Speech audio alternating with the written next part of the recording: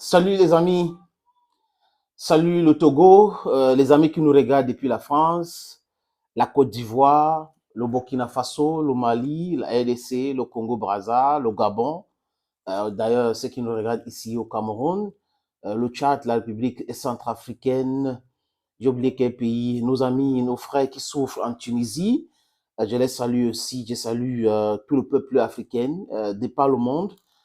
Vous savez qu'aujourd'hui, aux États-Unis, on parle de African Americans. Non, ce sont des Africains qui sont aux États-Unis. Ce sont donc Africans in America.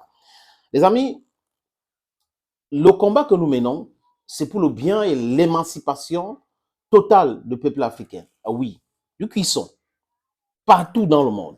Parce que si notre continent se libère de ces manipulateurs, si notre continent se libère des anciens colons, des anciens maîtres de l'esclave, des anciens manipulateurs, nous allons nous sentir libres partout dans le monde et ils vont nous respecter. Oui, if you want respect, impose your respect to people and then be humble and respect them. But people cannot pretend that they are humble. People cannot want people to respect them and then they are not respecting the others. No, it's a two-way something. It's a two-way something. Je vais vous parler d'une dame. Elle s'appelle Marianne Williamson. Marianne Williamson est candidat aux primaires démocrates pour les élections de 2024. Oui. Elle s'appelle Marianne Williamson. Vous pouvez aller regarder, faites vos recherches. Vous allez voir une vidéo qui est virale aujourd'hui dans le monde entier. Elle dit ce que nous disons depuis longtemps. Et elle est démocrate. Dieu merci. Que certains politiciens aux États-Unis comprennent ce message-là. Les Américains ont toujours imposé tout à tout le monde par la force des armes, mais pas par la force des arguments. Les gens qui imposent la démocratie avec les armes, c'est ce qu'ils appellent démocratie. Et moi, j'appelle démocratie, ou la démocratie des armes. Les gens qui exportent leurs valeurs par la force, pas pour convaincre, mais par la force brutale. Les sanctions par-ci, les sanctions par-là. Qui utilisent une monnaie qui est taguée sur les dettes. Oui. Alors que la monnaie, on sait que sur le sous-sol, c'est de l'or. Oui, les amis. Ces gens-là nous ont trop malmenés. On a trop souffert. Et aujourd'hui, on a les yeux grandement ouverts. Parce que quoi? La jeunesse africaine aujourd'hui n'a pas connu l'esclavage, n'a pas connu la colonisation. Donc, la jeunesse est affranchie. We are a resilient youth, African youth. We know what we're up to. We know what we want. We want people to respect us. If you don't respect us, we will never respect you. That is how we are going to be looking at things from henceforth.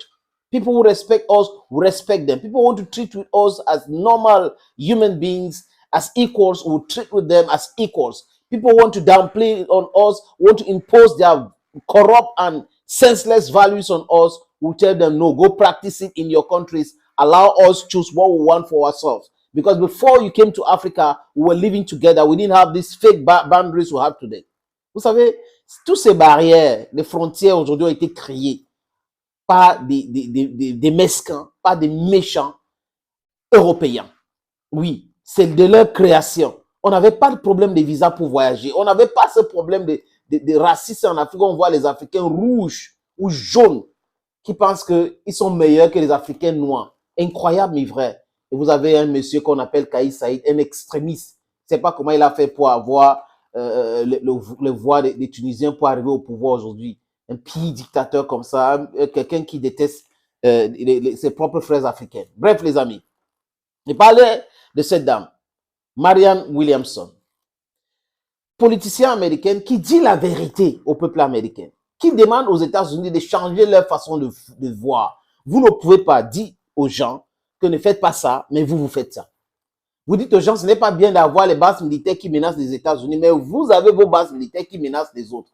Vous pensez que le monde entier va réfléchir comment? Les gens du monde entier réfléchiront comment?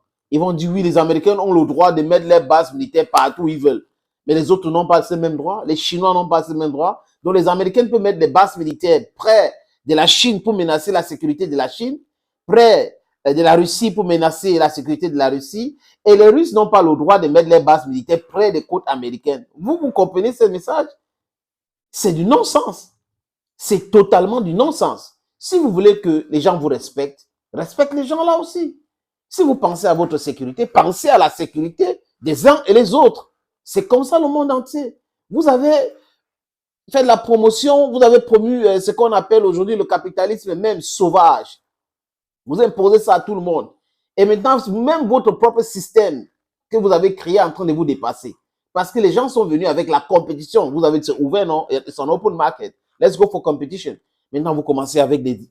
Donc, cette dame dit quelque chose vraiment brillantissime. Vous voulez qu'on vous respecte les autres. Vous voulez que les gens ne créent pas les bases militaires près de nos côtes, ne créez pas les bases militaires près de leurs côtes, ne les menacez pas. Les États-Unis aujourd'hui comptent plus de 750 bases militaires dans 80 pays dans le monde. Il n'y a aucun pays dans le monde qui a des bases militaires comme les Américaines. Aucun pays dans le monde. C'est pour quelle raison? Et elle dit que ces bases militaires, certains, ne sont pas utiles. Les bases militaires qui menacent, l'OTAN qui menace la Russie, est-ce que c'est utile pour la sécurité américaine? En quoi est-ce que la Russie menace la sécurité américaine? Est-ce que les bases militaires dans le South China Sea qui vient encercler la Chine, ça a quelle importance? Est-ce que la Chine menace les Américains? Non. Mais les Américains, les politiciens, les faucons à Washington passent leur temps, au lieu de penser politique, penser compétition, parler industrialisation, ils pensent plutôt à imposer leurs valeurs par la force. Et les gens qui veulent émerger, qu'est-ce qu'ils font? Ils viennent faire la guerre. Ils ont commencé à convaincre l'Inde d'entrer dans l'OTAN. Heureusement que l'Inde a refusé parce qu'ils sont dans le BRICS. Vous voyez un peu comment ces gens fonctionnent. On a des gens qui disent qu'ils ont été à l'école, qui sont brillants et autres. Au lieu de crier de la richesse, crier des choses qui vont donner de l'argent, ils veulent s'enrichir seuls. Et pendant ce temps, le peuple américain, à sa grande majorité, ne vit pas comme il devrait vivre. Les amis, je vous suggère, elle a fait ça en anglais. De temps en temps, je vais essayer d'expliquer pour l'auditoire francophone ce que cette dame dit en anglais. Elle était dans une émission où elle a posé la question sur la base militaire, au camp d'entraînement que la Chine est en train de vouloir ouvrir à Cuba. Ils sont en train de vouloir signer les accords. Et cette journaliste semblait être vraiment étonnée et avoir peur de ces bases militaires, bases d'entraînement. Mais elle a rappelé à la dame clairement que les Américains ont les bases un peu partout dans le monde, dans 80 pays dans le monde. Et les gens ne voient pas la Chine comme une menace pour la sécurité mondiale. Plutôt, les Américains, comme a dit Richard Hayes. Oui, les amis, regardons cette petite vidéo. Ça va mieux nous édifier ce que la dame disait. Regardons.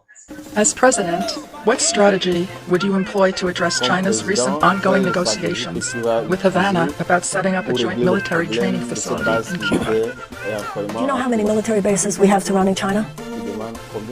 313. Americans need to wake up.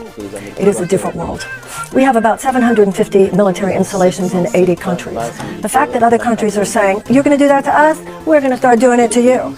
That's the world that we live in now. It's a new day. You can't just go around telling people what to do. And there are enough military installations that should not exist, that are American in the world, and that I would want to close. Not at the expense of our safety. They don't like the fact that we have so much going on in the South China Sea. Just like we don't like that they might be coming to Cuba. It's called a negotiation, and that's the world today. The rest of the world is looking at Iraq. The rest of the world is looking at the last 20 years in Afghanistan. And do you think that they look at, and do you think that they see China as a greater military threat to global security, or the United States as a greater military threat to global security? There was a time when America could just go around doing whatever we wanted, and we squandered our military authority by doing that. We squandered by our moral authority by doing that. We squandered our safety by doing that. We squandered the lives of our own men and women and people around the world by doing that. And at this point, we have to step back, become far more humble. We can't continue to look at the world as everybody as an... Continuer comme ça. En fait, c'est la quintessence de ce qu'il dit. La Chine est pratiquement encerclée par les bases militaires inutiles, selon ses dires américaines. Et la Chine vient à la Havane pour les installations militaires. Les Américains commencent à paniquer. Mais pendant ce temps, la Chine est encerclée. Il y a des bases militaires américaines partout. In the South China Sea. Voilà une vérité qui est sortie de la bouche d'une politicienne américaine. Voilà donc ce qu'il dit. Richard Hess a dit que les États-Unis, c'est le plus grand danger sécurité dans le monde. Elle vient dire que 750 bases militaires dans 80 pays sont américaines. Ce n'est pas russe, ce n'est pas chinois. Et ces bases militaires sont là pour créer des situations de tension, parfois des guerres illégales, comme la guerre en Irak sur la base de mensonges, de pillage des lingots d'or irakiens. Des photos sont là sur les réseaux sociaux. Ce qui s'est passé en Afghanistan et la barbarie, la sauvagerie qui s'est passée en Libye. On peut citer des pays comme ça, que les Américains ont créé le désordre. Et pour ceux qui disent que la Russie n'a jamais développé un pays, et vous voulez que quelqu'un me cite un seul pays que les États-Unis ont développé. Un seul pays. Regardez, près des côtes américaines, des îles américaines, Haïti, Dominicaine, on a Cuba.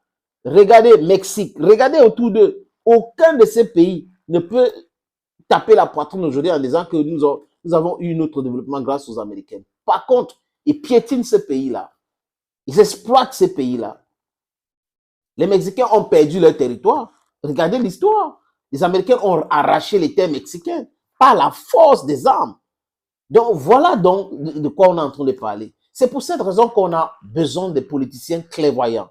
Des Donald Trump, des Marianne, elle s'appelle encore Williamson, pour pouvoir dire la vérité et changer le paradigme. Parce que le monde entier est en train d'évoluer. Hein. Les gens sont en train d'aller à une vitesse vraiment grand V. There is no turning back. Either you follow us or you lag behind. C'est le déclin qui est annoncé avec les Joe Biden et les autres qui sont aux États-Unis, qui a été acté depuis Bill Clinton, George Bush, Barack Obama et Donald J. Trump est venu essayer de changer les choses. Mais comme les politiciens des métiers n'étaient pas d'accord avec lui, ils ont tout manigancé. Et aujourd'hui, Joe Biden est en train de tuer les États-Unis. Donc, le déclin est acté. Thank you, dear friends, for watching this other video on this platform. Bye-bye for now.